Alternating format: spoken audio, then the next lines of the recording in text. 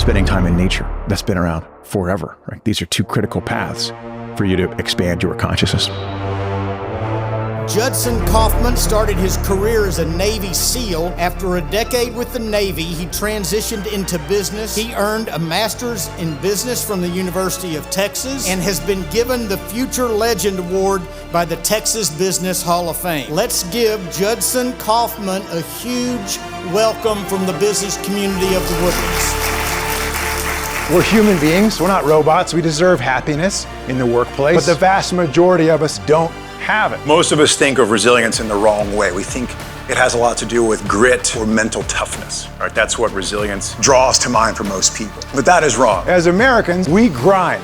It's in our DNA, and it's awesome what we can create, but it doesn't come without its cost. I've been out of the Navy for 12 years now. Learned a lot about resilience. I do this because life has given me gifts. People have given me gifts.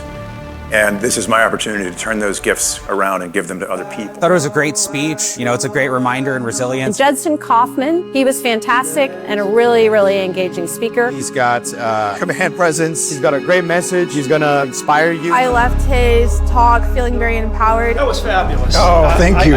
I think you gave that speech before. He probably inspired a lot of people to follow their passion. I definitely recommend Judson as a speaker. I definitely recommend him. That's the first thing I thought.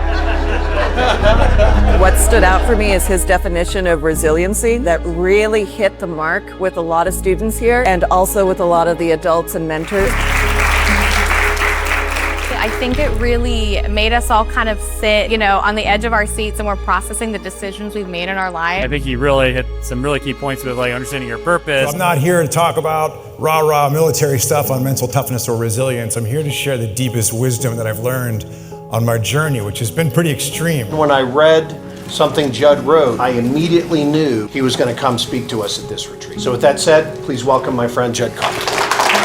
So life becomes, for most of us, this long, drawn-out experience of just carrying around this gigantic backpack filled with unprocessed negative emotions. And we look for moments to escape these. We go to a party, we go to a wedding, we go on vacation, we go to the bar after work, we turn on TV, we get a book, we have sex, we watch porn, whatever. We're just trying to find these little moments where we don't feel all that shit weighing us down. I kept telling myself, just make enough money and you'll be happy. Finally made that much money and I was less happy than I had ever been in my life. True freedom. Well, here's the formula. You stop asking the question, what do I want from life? You start asking, what does life want from me? And in the space between the silo, that's where innovation happens. We're not intellectual creatures who've developed the capacity to feel stuff. It is entirely up to you as an individual how much meaning you derive from the work that you do.